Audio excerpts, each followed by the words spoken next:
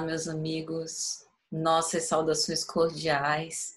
É com muita alegria que estamos aqui hoje para a Fraternidade Espírita Irmã Sheila, nesse formato ainda virtual, em que nós estamos psiquicamente conectados e irmanados em espírito em prol do bem, com o objetivo de fazer algumas reflexões preciosas para os momentos tormentosos que por ora nós estamos passando.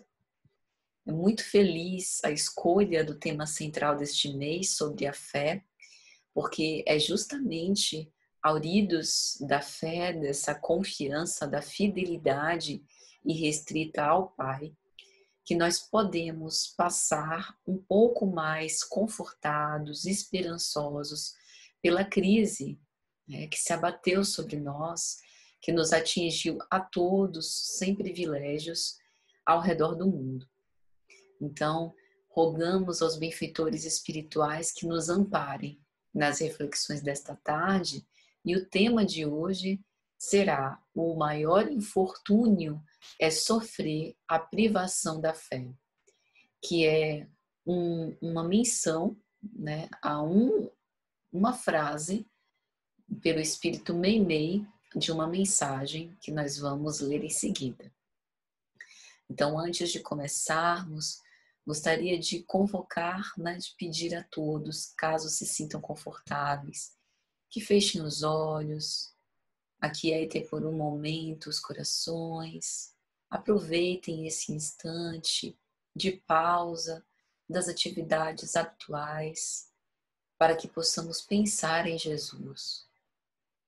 E levando assim os nossos pensamentos ao inesquecível Mestre, dizer: Senhor, nós te somos gratos pela oportunidade deste momento, de estarmos aqui reunidos para refletir em torno de um tema tão importante. Nós te agradecemos pelo dom da vida, pelo fato de conseguirmos respirar, pelo fato de conseguirmos ouvir e ver, e pela força que nunca escasseia do alto, por conta da vossa misericórdia infinita, para que possa nos sustentar em momentos difíceis. Apieda-se de nós, nosso Senhor Jesus Cristo, dando-nos sempre a coragem necessária para vencer os nossos desafios. Envolve-nos a todos com as vossas bênçãos salutares de saúde, de alegria, para que possamos prosseguir perseverantes rumo ao alvo, sem jamais esmorecer. Que o Senhor esteja sempre conosco, hoje, agora e sempre, que assim seja. Então, minha gente, vamos refletir um pouco sobre esses caracteres da fé e da privação da fé. Antes da gente começar as nossas reflexões, vamos à mensagem referida. Ela está publicada no livro Cartas do Coração, por Espíritos Diversos, psicografia de Chico Xavier.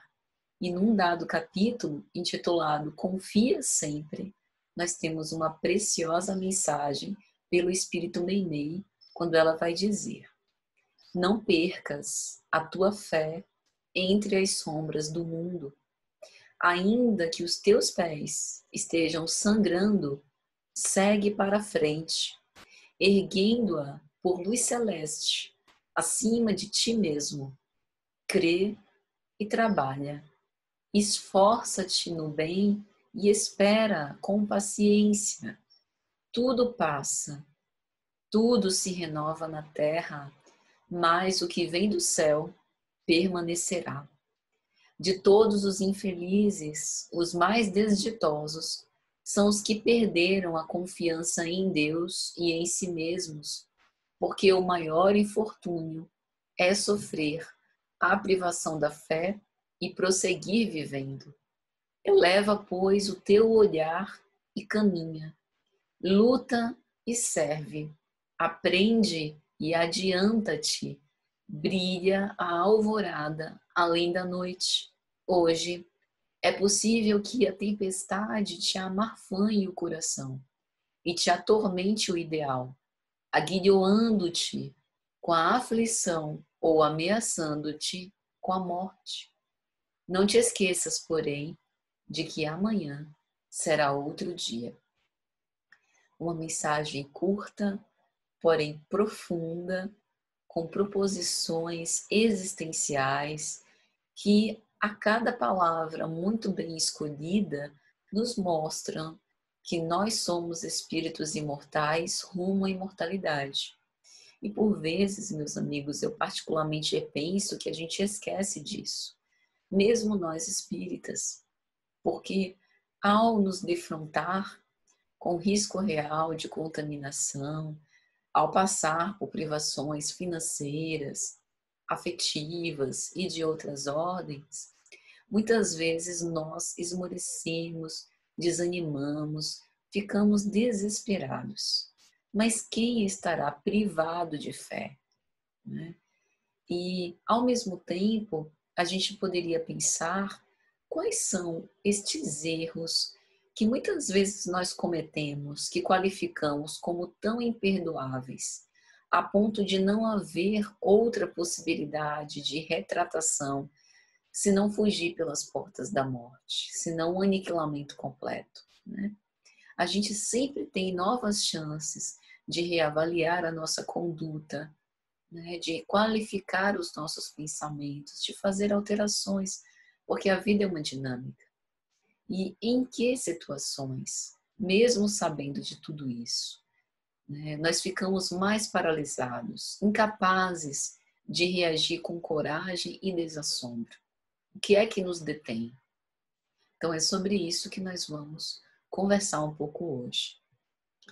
Eu particularmente acho importante, principalmente para aqueles que possamos não estar habituados com a história de Meimei, que antes da gente continuar, a gente adentre um pouco sobre a história pessoal dela, na sua última encarnação na Terra.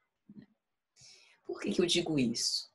Porque todas as vezes que a gente aborda a temática da fé, e há sermões lindíssimos, preleções doutrinárias inspiradas falando sobre a fé, mas eu tenho a sensação, e essa é uma opinião pessoal, de que aquelas mais tocantes são as que envolvem um testemunho.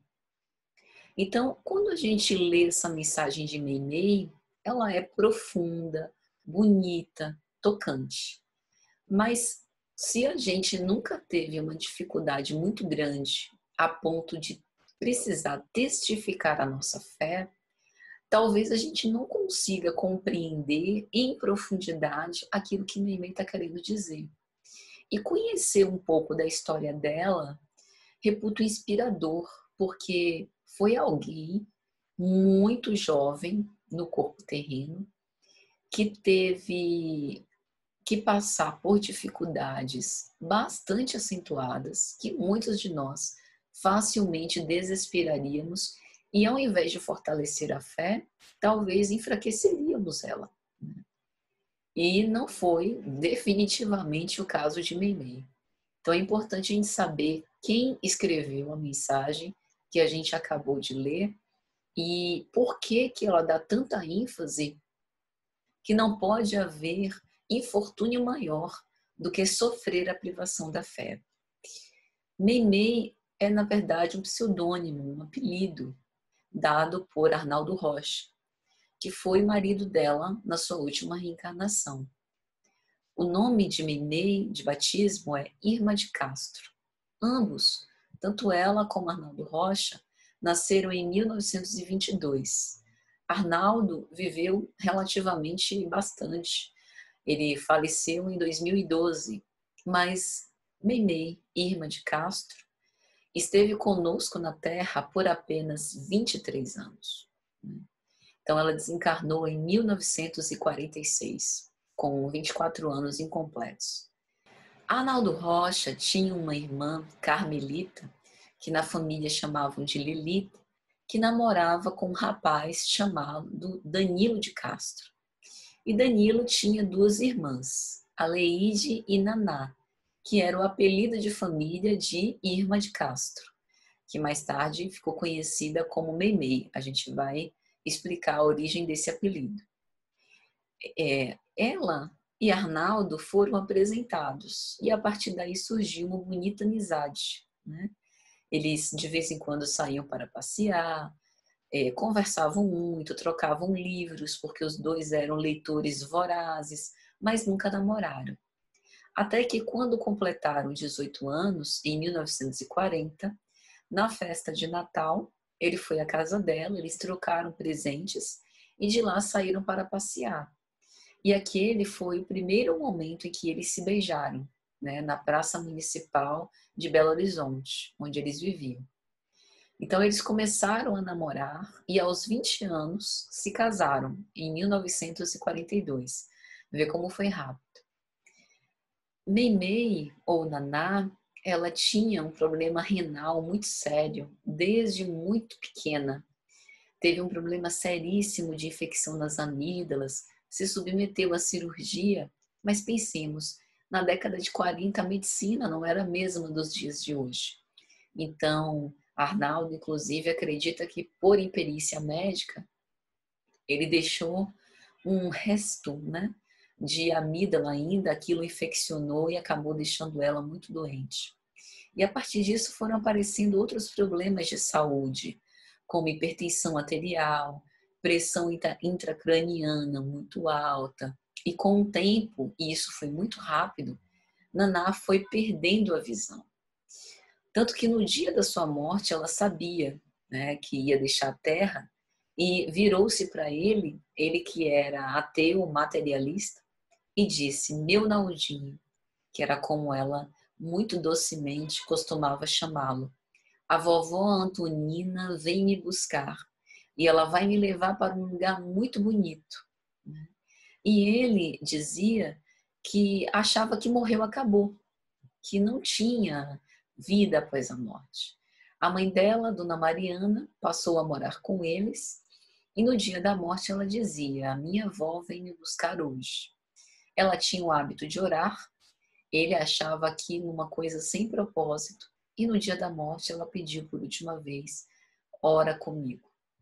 E ele permaneceu como se fosse uma vela, né, pálida ao lado dela. Quando eles eram namorados, Arnaldo conta que ele ia com ela a um cinema na Rua Espírito Santo, em Belo Horizonte, e ao sair de uma matinê, tinha uma igreja aberta, uma igreja que ela gostava muito de São José, e ela decidiu passar por dentro da igreja, né? E ele disse a ela: olha, eu te espero, você pode ir que eu vou te esperar aqui na porta. E ela o repreendeu: olha, quando eu te chamar para ir para algum lugar, você vai, tá bom? E ele disse que viu um oratório e como não conhecia absolutamente nada, né, com respeito às imagens católicas, viu um homem carregando uma cruz. E ela, em posição de máxima reverência, orando a Jesus, disse, né, em voz alta: Senhor, ajuda meu Naldinho para que ele não seja tão fanático e contrário à religião. E ele conta que eles entraram 2 vezes na igreja juntos, né? Nessa vez que ela quase o arrastou e no dia do casamento, porque ela era católica, não espírita, né? Mas ela tinha um sonho, e a mãe também, que eles se casassem na igreja. O nome Meimei vem de um livro que ambos leram, né? De um escritor chinês, um homem culto, professor. O nome do livro é Momento em Pequim, de Lin Yutang. Essa obra conta a história de uma família que vai para a América do Norte e na época que eles eram namorados, tinha um glossário chinês-português nesse livro e a tradução de Meimei, que significava a noiva bem-amada. Então Arnaldo achou justo que a partir doravante, né, aquele momento, chamasse a sua amada de Meimei. Ele disse que não gostava muito do apelido Naná. Mas o fato é que ela adoeceu muito rápido, né? 1 ano depois que eles se casaram, ela acabou falecendo, vomitando muito sangue. Segundo ele, teve uma ruptura no pulmão. E o seu falecimento, né, ocorreu no dia 1º de outubro de 1946. No dia 22 de outubro do mesmo ano, 1946, quando Meimei completaria 24 anos, se estivesse viva, houve um encontro inesperado de Arnaldo com Chico Xavier. Ele tinha o hábito de andar muito depressa, o Arnaldo, e estava subindo a Avenida Santos Dumont, em Belo Horizonte, e viu descendo um senhor de cabeça baixa, com uma pasta cheia de papéis, e deu um esbarrão no homem, né? E esse homem caiu no chão, sem pestanejar, tentando catar os papéis, e naquele momento ele conheceu Chico Xavier, né? Chico levanta os seus olhos, né, olha bem profundamente para Arnaldo, e ele prontamente o reconhece, porque naquela época havia uma revista intitulada O Cruzeiro, que tinha publicação nacional, né, tinha uma repercussão muito grande, e saiu uma reportagem desagradável feita com Chico Xavier. Em agosto de 1944, o jornalista Davi Nasser e o fotógrafo Jean Mazon foram a Pedro Leopoldo para tentar testar os poderes mediúnicos de Chico Xavier, se fazendo passar por jornalistas americanos. Eles queriam tentar desmoralizar Chico, né? E acabaram, na matéria, dando uma visibilidade a algo negativa, mas não conseguiram desmoralizá-lo. O Cruzeiro era a principal revista do país naquela época, e isso acabou lançando o Chico nacionalmente, deixando com que ele saísse, né, de Pedro Leopoldo, ali do interiorzinho de Minas, e ganhasse o Brasil inteiro. Chico deu um livro de presente a Davi Nasser e também a Jamazon, que tinha uma dedicatória ao meu irmão de Emmanuel, como se no fundo Emmanuel desse um recado, né? De que estava sabendo exatamente quais as intenções mais profundas. Tanto que numa entrevista a posteriori, Davi Nasser disse que é por essas e outras coisas que ele tinha muito medo de se envolver nessas coisas de espiritismo, né? Então, quando Arnaldo fica diante de Chico, ele sabe exatamente quem era aquela pessoa, embora ele não acreditasse, né? Nunca tinha participado de uma sessão mediúnica. E sentiu uma vergonha danada, né? Algumas pessoas já haviam dito a Arnaldo: por que você não vai a Pedro Leopoldo, se consulta com Chico? Quem sabe ele não tem alguma carta de Meimei, mas ele era resistente. E naquele momento, Arnaldo começou a chorar, como um menino. Chico toca carinhosamente, né, no rosto dele e com muita doçura, né, passa a mão também na sua cabeça, dizendo: meu Naldinho, né? Hoje a nossa princesinha faria 24 anos, não é, meu Naldinho? Ela tá aqui e quer falar alguma coisa para você, né? E Arnaldo conta que ficou aturdido, era lutador de jiu-jitsu, né? E um homem passando a mão no rosto dele, na cabeça dele, chamando de meu Naldinho, que era exatamente o apelido que Meimei costumava chamar. Então ele achou que Chico estava doido, né? Mas foram para a casa do Chico, para a sessão mediúnica, né? Ele disse que foi o primeiro transe mediúnico que viu pelo Chico. Depois disso, já tinha se movimentado por mais de 100 médiuns e ouviu o mesmo jeito, através da psicofonia, o mesmo jeito de Meimei falar, aquela voz clara, bonita, né? O modo como se portava, dando notícias do além-túmulo. E naquele momento começa a amizade com Chico. Então, ao fazer esse relato, Meimei conta que estava sendo tratada como uma princesa, né? E que participava de um grupo de assistência junto com sua avó a crianças recém-desencarnadas. Ela que não tinha tido a oportunidade de ser mãe, não teve tempo, né? E que a maior vontade do mundo era cuidar de crianças, estava fazendo isso agora do mundo espiritual. Então, meus amigos, pense numa jovem de 23 anos que acabava de se casar, né, com um amor profundo por Arnaldo e que mal conseguiu viver essa experiência. É muito doloroso. Para Arnaldo especialmente também, ter ficado viúvo tão cedo. Ele se casou mais tarde, né, com outra moça, mas aquilo de certo modo foi aparando as arestas da rudeza dele, né? E é lógico que ele não permaneceu ateu, ele se converteu ao espiritismo, né?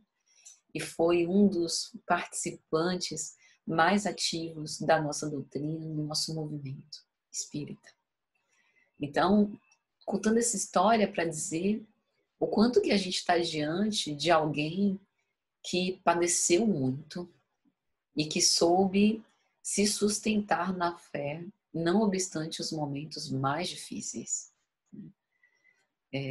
Então, eu vou trazer aqui algumas frases dessa mensagem para que juntos a gente possa refletir sobre esse infortúnio que é sofrer a privação da fé. Meimei começa a dizer, faz uma exortação carinhosa. Não percas a tua fé entre as sombras do mundo. Né? É interessante ela dizer isso, porque no sofrimento, na dor, na dificuldade, é justamente aí que a nossa fé se mostra como o recurso mais efetivo para que a gente possa vencer todos os desafios. Nas crises que a gente tem a aferição da nossa fé. Porque ter fé e confiar quando tudo vai bem é fácil.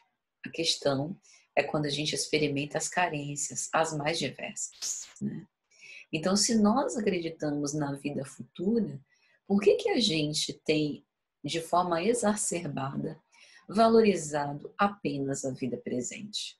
Se nós somos imortalistas, por que a gente tem dado excessiva importância a fatos cotidianos que servem para ir nos ajustando, ir burilando a nossa fé e testando também a nossa confiança e a capacidade que a gente tem de perseverar no ideal. Porque o fato de ter fé, e a fé na verdade é uma construção, né, que a gente vai tijolo após tijolo edificando na nossa própria vida, não é isenção do sofrimento. Porque o sofrimento é uma das ferramentas mais poderosas para que a gente possa aferir a fé e também construí-la, né? Porque é vencendo o sofrimento, ultrapassando a dor, que a gente vai reafirmando essa fidelidade com o Pai, né? Fé, etimologicamente, vem de fidelis. Então, a fidelidade, ela implica em, não obstante o que pode acontecer, eu não arredo do seu lado, né? Eu não vou abandonar você. Então, pensar isso com o ideal espírita significa, por mais que eu precise passar por diversos desafios, eu não vou desistir da minha proposta evolutiva, que é seguir pelas provas e expiações até ter a condição de reparar o mal que fiz e de fazer todo o bem que eu puder fazer, né?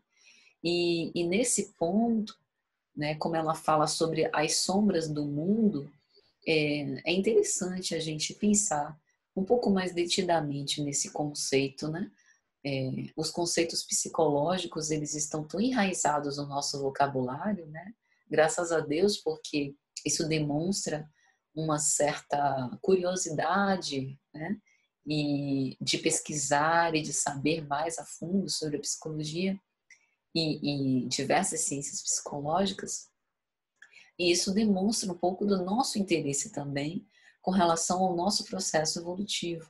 Nunca me esqueço que Kardec, quando escreveu as revistas espíritas, colocou como subtítulo Estudos, jornal, né, de estudos psicológicos. Então, ali ele demonstrava que o seu objeto de análise era o ser imortal, a psique, a alma. Então, no momento em que ele coloca a reportagem do mundo espiritual como estudo psicológico, ele toma por base os relatos, né, que ele tem acesso, que ele organizou, que ele ordenou, como características humanas importantes de serem consideradas para nós que estamos interessados nas nossas transformações morais. Talvez a referência mais comum, né, que a gente mais facilmente se lembre do que é sombra, que está dentro de uma perspectiva de ilusões, enganos, né, de equívocos, seja o conceito da psicologia analítica de Carl Gustav Jung, né? Jung, psiquiatra, psicoterapeuta suíço, fundador da psicologia analítica, foi psicanalista, né? Teve uma amizade aí de 7 anos com Sigmund Freud, pai da psicanálise, entre 1906 e 1913. Nesse período trocaram quase 400 cartas. Só um breve preâmbulo, né? Freud considerava o seu herdeiro, né? O seu príncipe herdeiro, como ele dizia, mas por diversas razões ideológicas, né? Conceituais, eles não conseguiram se equacionar e acabaram rompendo. Mas, logicamente, como o próprio Jung afirma, foi muito beneficiado por essa amizade fecunda, né, com Freud, e herdou da psicanálise a base para muitos conceitos, mas acabou formando uma escola psicológica que tem muita ascensão e que é muito referenciada na série psicológica pelo espírito Joana de Ângeles ao se referir à psicologia profunda. Num texto de Jung, numa obra intitulada Os Arquétipos do Inconsciente Coletivo, cuja edição em alemão data de 1976, ele apresenta o conceito de sombra de uma forma sumamente interessante.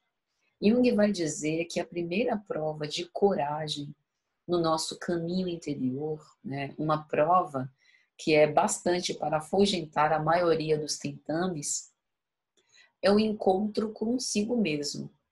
Mas para este autoencontro, às vezes a gente tem a noção do autoconhecimento ou do autoencontro como uma epifania, em que a gente vai ter um momento assim de elucidação profunda com respeito a quem nós somos e que a gente vai se deslumbrar, né, com o paraíso que há no nosso interior, mas a gente esquece que também tem as coisas desagradáveis e os lados obscuros, que muitas vezes nós evitamos defrontar, né? Enquanto a gente puder projetar isso à nossa volta, né? Através dos mecanismos de defesa, que, aliás, foram bem consolidados por Ana Freud, né? Filha de Freud.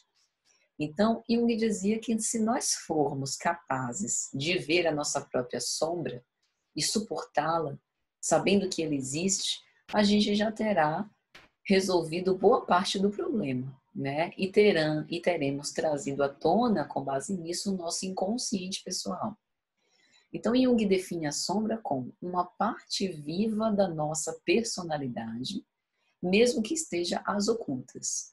Jung percebia o psiquismo em polaridades, né? E ele dizia que ao mesmo tempo em que eu animo, por exemplo, nesse momento aqui para vocês, uma versão, digamos assim, uma persona, muito calma, ponderada, concentrada, né? Reflexiva. Eu também tenho um lado inquieto, né? Um lado de medo, de insegurança, de desconfiança, que está nesse momento oculto. Então, eu não sou apenas essa versão que eu apresento a vocês, da ponderação, da calma, da tranquilidade, da seriedade. Eu também tenho um outro lado, né? Um lado que agora não está exposto, mas faz parte de mim. Tudo isso faz parte de mim. Mas às vezes a gente não quer, a gente se afeiçoa tanto, né? Com esse lado persona que é tão agraciado, aplaudido, né? Pelas massas, que às vezes a gente quer se ater a isso como se nós fôssemos apenas isso. E esquecemos desse lado, digamos assim, de background, de bastidores, né? Então, por isso que ele dizia, a sombra é uma parte viva da nossa personalidade. E por isso, ela quer comparecer de alguma forma na nossa vida, né? Não é possível anulá-la argumentando, né?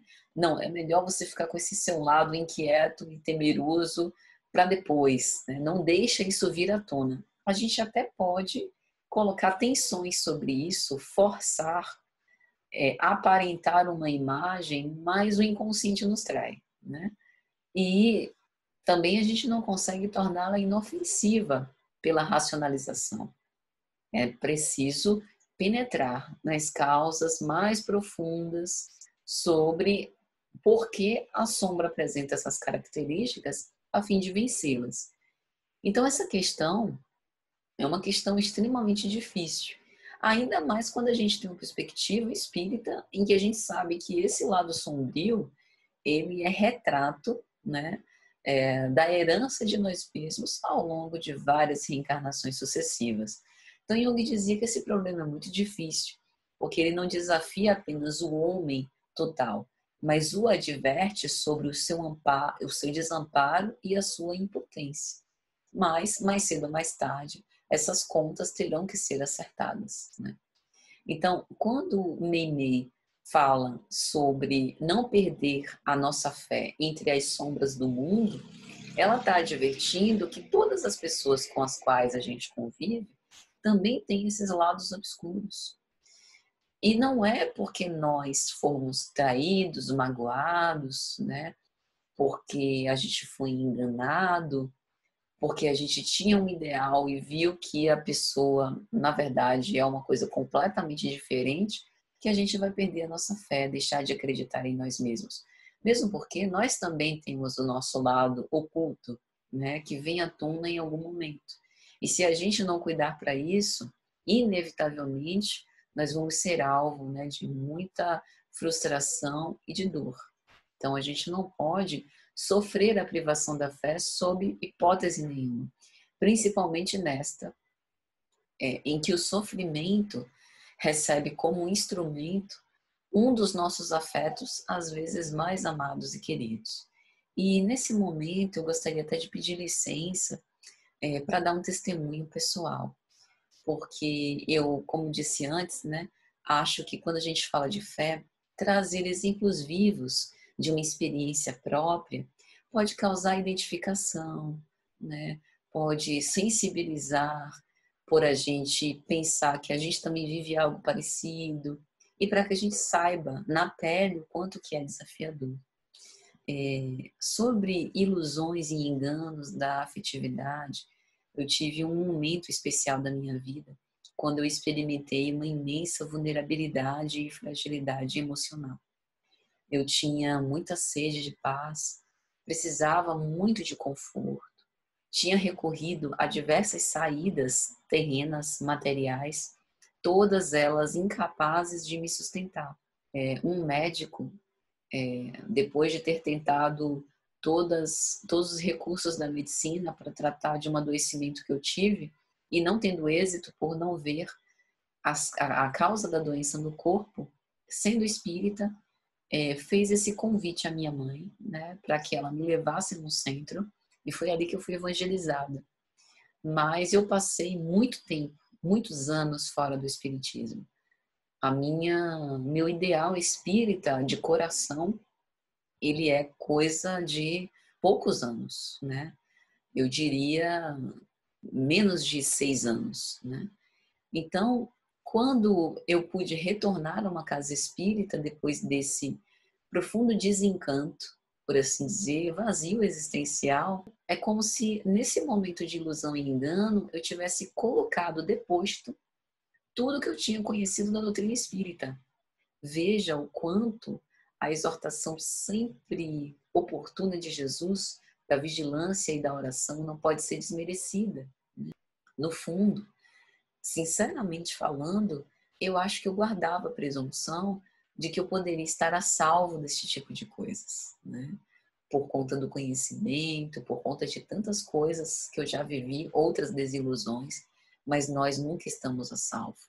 Se a gente esquecer da vigilância, nós seremos presas fáceis daqueles que são falseadores da mensagem.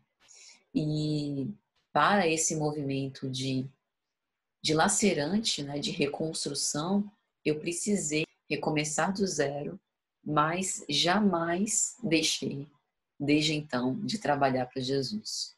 E aí eu passei a entender que o ideal que eu decidi abraçar na doutrina espírita é isso que me sustenta, principalmente nos momentos de provas mais acerbas. E foi me amparando nos braços fortes de Jesus que eu não perdi a fé entre as sombras dos outros, porque bastam as minhas sombras. E eu conto esse testemunho para dizer e enfatizar esse final. Bastam as minhas sombras. Depois de passar por isso, eu pude testificar a minha fé e o quanto que sou forte. E o quanto que ainda tenho aspectos, né, que preciso trabalhar dentro de mim. E a importância que eu devo dar a isso como móvel evolutivo. Como Mimi vai dizer, ainda que os teus pés estejam sangrando, segue para frente, erguendo-a por luz celeste acima de ti mesmo. Nós sempre passaremos por dificuldades. Dificuldades materiais, incertezas profissionais, desilusões amorosas, problemas familiares, enfermidades crônicas, por medos, ansiedades.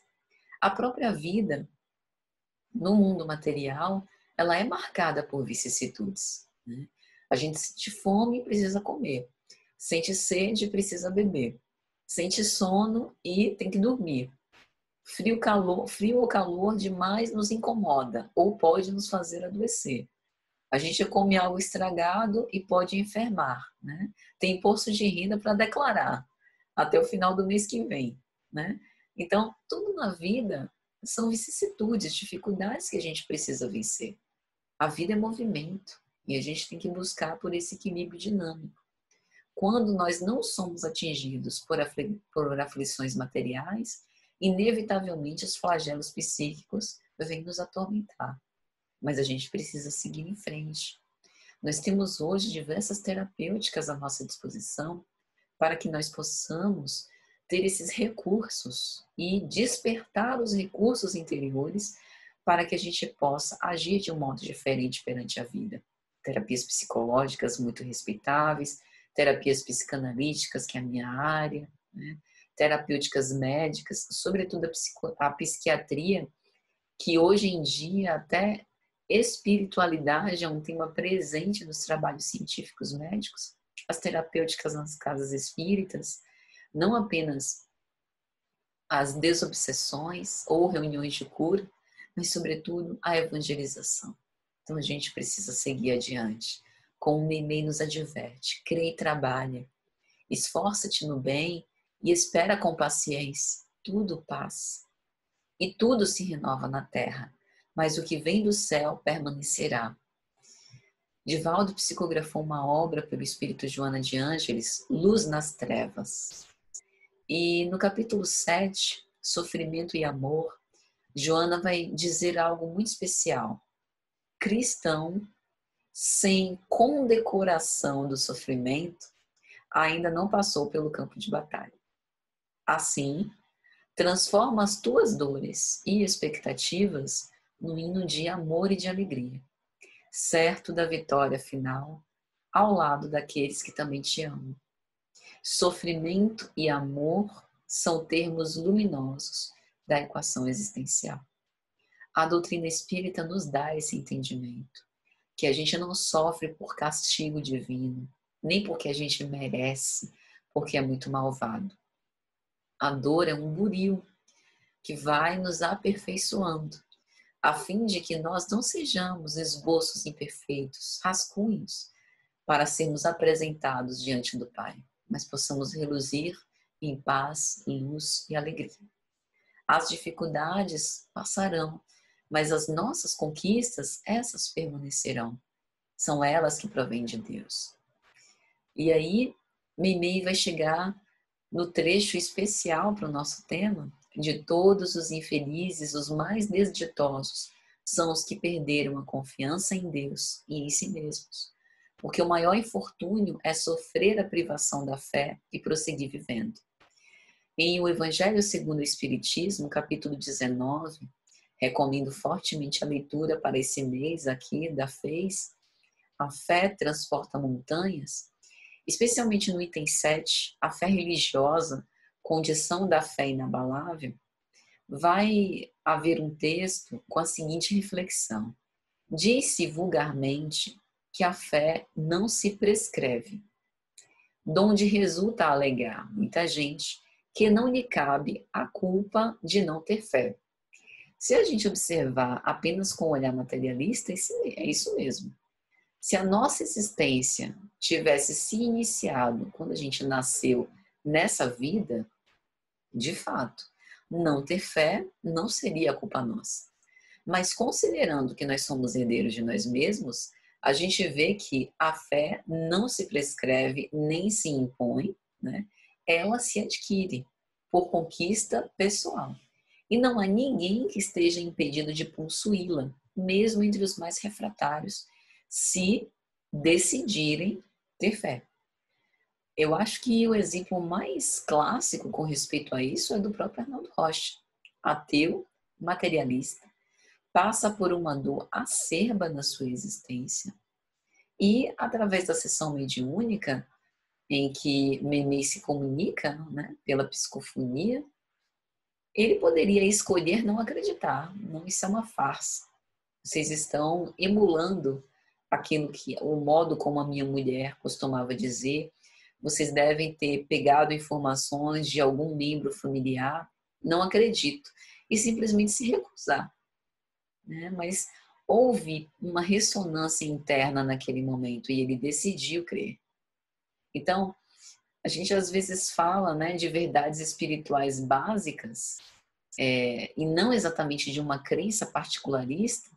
Não é a fé que vai procurar os homens para que eles possam desenvolvê-la, mas é o homem, à medida das suas experiências, que cumpre ir ao encontro da fé. E se buscarem, vão achá-la sem sombra de dúvida. Em algumas pessoas, esse sentimento parece inato, né? Como se uma pequena centelha bastasse para desenvolvê-la. Mas essa facilidade de assimilar as verdades espirituais, que no capítulo 17 Kardec colocou como um senso moral aguçado, é sinal evidente de um progresso anterior. Então, fé é mesmo uma construção existencial, né? Aqueles que já têm uma fé desenvolvida creram e compreenderam antes. E ao renascerem, trouxeram a intuição do que já souberam, né? Então, a educação já foi cumprida. Aqueles que ainda não têm essa fé desenvolvida terão que aprender, né? E podem fazê-lo. Aquilo que não conseguirem terminar nessa existência, conseguirão em outra, se assim o quiserem. Então, desenvolver a fé é também uma decisão pessoal. E aí Meimei, já partindo para o encerramento, vai dizer: eleva, pois, o teu olhar e caminha, luta e serve, aprende e adianta-te, brilha a alvorada além da noite. Eu fico imaginando, meus amigos, em Kardec, pensando em Kardec e todas as suas imensas dificuldades, né? Os contraditores, aqueles que queimaram os seus livros, que eram contra a difusão da mensagem, que acabaram fazendo uma propaganda dela. Paulo de Tarso e suas excursões de propaganda, principalmente no início da carreira com Barnabé, as noites ao relento, os assaltos, as dificuldades logo no início para poder falar com eloquência e a paciência que ele precisou empreender no trabalho anônimo antes de começar a falar do Evangelho. Os exemplos de Bertrand Russell e Mahatma Gandhi, que, em busca da verdade, de defender um ideal, precisaram se contrapor contra tanta hipocrisia e preconceito da sua época sem jamais desistir. Então, quando a gente pensa, né, nesses grandes exemplos, a gente pode se inspirar a elevar o nosso olhar e nos pôr a caminhar. E Meimei termina esse belíssimo texto, essa mensagem, dizendo: hoje é possível que a tempestade te amarfanhe o coração e te atormente o ideal, aguilhoando-te com a aflição ou ameaçando-te com a morte. Não te esqueças, porém, que amanhã será outro dia. Eu me recordo que em 9 de junho de 2019, quase um ano antes da pandemia, na Fraternidade Espírita Irmã Sheila, nós fizemos um seminário, que, se eu não me engano, está até disponível no canal da Face. Antônio Barral, querido amigo, e eu fizemos um seminário titulado Transição Planetária, Expiações Coletivas. O grupo Coro de Cor fez uma belíssima apresentação musical. E numa das coisas que nós dissemos é que as nossas dificuldades, aflições, tribulações ainda piorariam. Exatamente como Cristo tinha nos advertido no seu sermão escatológico. Mateus capítulo 24. E eu me lembro de ouvir, depois de dizer isso, de ouvir do público o seguinte: nossa, mas isso é pessimismo. As coisas hoje já estão tão ruins, não tem como piorar. E quase um ano depois vem a pandemia. Então, por que dizer isso, né? Para que a gente possa entender que a tempestade, ela causa medo, incerteza. A gente não sabe quando isso vai acabar, quando a gente terá um número considerável de pessoas vacinadas. Efetivamente, a gente não tem data para voltar ao centro, né? A aflição, por mais que ela represente esse aguilhão desconfortável, por mais que a morte nos ameace, a gente não pode jamais perder a esperança. Entender de uma vez por todas que esse reino dos céus não vem com aparências exteriores, como disse o Cristo, mas que é formado no interior dos nossos corações. E que nós estamos agora diante de uma grande oportunidade para isso. E para finalizar, gostaria de me lembrar Mateus capítulo 24, versículos 32 a 33, quando Cristo vai dizer: aprendei, pois, esta parábola da figueira. Quando já os seus ramos se tornam tenros e brotam folhas, sabeis que está próximo o verão. Igualmente, quando virdes todas essas coisas, sabei que ele está próximo às portas. A construção desse mundo novo não vai dispensar a nossa colaboração. E o maior infortúnio para a construção desse mundo de regeneração é a privação da fé, que nenhum de nós está privado. Então, que nós possamos arregaçar as nossas mangas, tocar as nossas charruas e semear nesse imenso campo que o Pai nos colocou para sermos os trabalhadores da última hora. Façamos o trabalho sem olhar para trás, tenhamos perseverança, fé e muita coragem. Um grande abraço a todos, meus amigos, e vamos orar para agradecer.